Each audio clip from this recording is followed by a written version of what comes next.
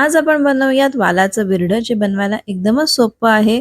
मी तुम्हाला perfect measurements आज सांगणार आहे, जेणे मस्त आंबट गोड असं वालाचं बिरडं तयार होईल. तर चला रेसिपीची सुरुवात करूया. वालाचं बिरडं करण्यासाठी मी वाल जे आहेत ते सोलून घेतलेले आहेत, हे बघा. तर त्यासाठी काय करायचं, आपण वाल मी 1 कप घेतले, त्यांना पाण्यात भिजत घातलं. 12 तास वगैरे, आपण 10 ते 12 तास त्याला पाण्यात भिजत ठेवायचं.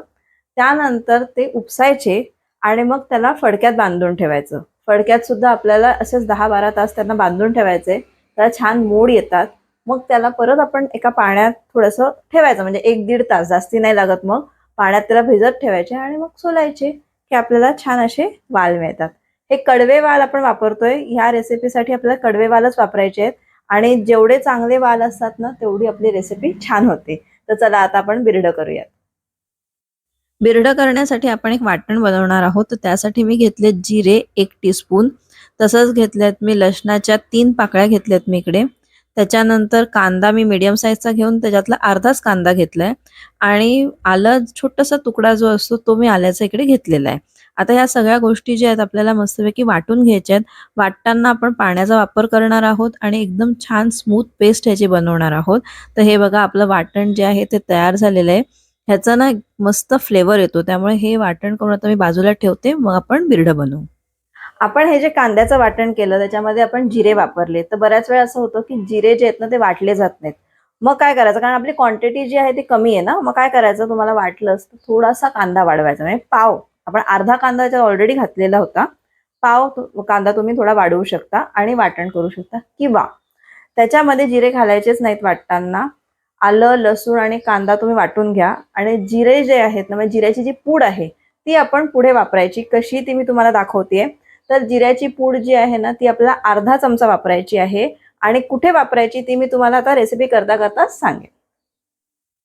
तसंच आपल्याला अजून एक वाटण करायचंय, तर मी इकडे घेतले खोबरं आणि त्याला मी छान वाटते. त्यालाही आपण पाणी घालून वाटायचंय. तर खोबऱ्याचं जे आपण नेहमी वाटण करतो तसंच आपल्याला तयार करायचंय. आता तेही मी बाजूला ठेवून घेतले. इकडे मी सगळे वाल घेतलेत. त्याच्यानंतर बारीक चिरलेला कांदा त्यात घालायचा आहे. नंतर आपण जे वाटण तयार केलेलं, कांदा आणि आलं लसणाचं वगैरे ते, हिंग, हळद आणि तिखट. तर तिखट तुम्ही तुमच्या हिशोबाने कमी जास्ती करू शकता. मी 2 चमचे घातले.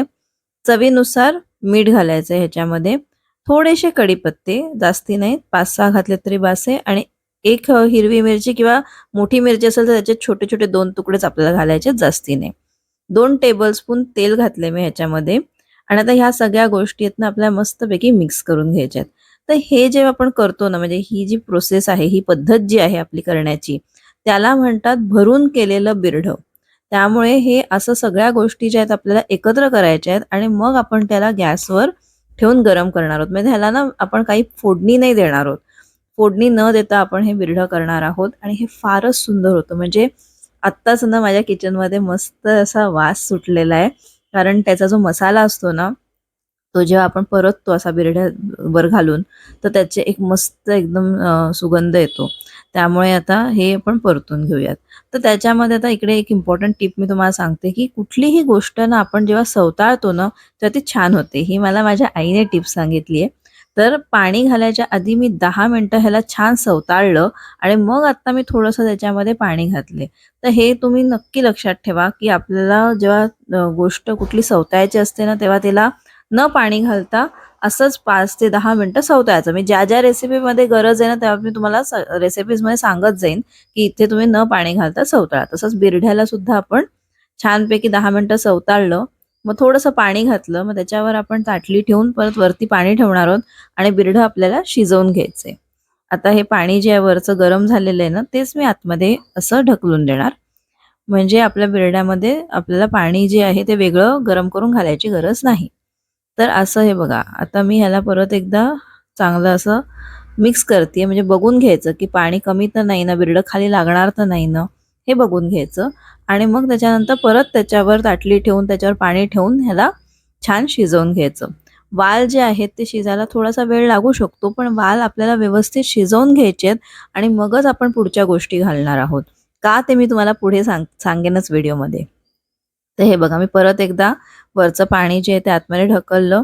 त्याने कसं आहे की आपलं पाणी आपण वेगळं घालत नाही आणि गरम पाणी घातल्याने काय होतं की आपले जे आपण बनवतोय ना, डाळ म्हणा, भाजी म्हणा, जे काय त्याची चव छान राहते. आता बघा, एकदा मी गरम पाणी घातलं, दोनदा तीनदा घातल्यानंतर आपण साधं पाणी घालू शकतो. तर इकडे मी साधारण 1 कप पाणी घालून ह्याची कन्सिस्टन्सी ॲडजस्ट केलेली आहे.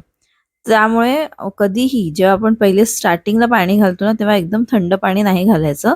त्याची चव बिघडते. ही पण एक इम्पॉर्टंट टिप आहे, नक्की लक्षात ठेवा. असंच मी 2-3 वेळा पाणी त्याचं आतमध्ये ढकललंय, कन्सिस्टन्सी ॲडजस्ट करतोय आपण त्याची आणि शिजवून घेतोय. ह्या 2 इम्पॉर्टंट गोष्टी आपल्याला इकडे करायच्या आहेत.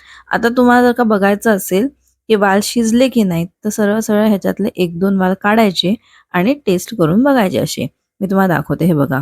गरम आहे जरा, पण ह्याला असं तोडून दाखवते, हे बघा. एकदम परफेक्ट आपले वाल शिजलेले आहेत. आता शिजल्यानंतरच त्याच्यामध्ये मी गूळ घातलाय.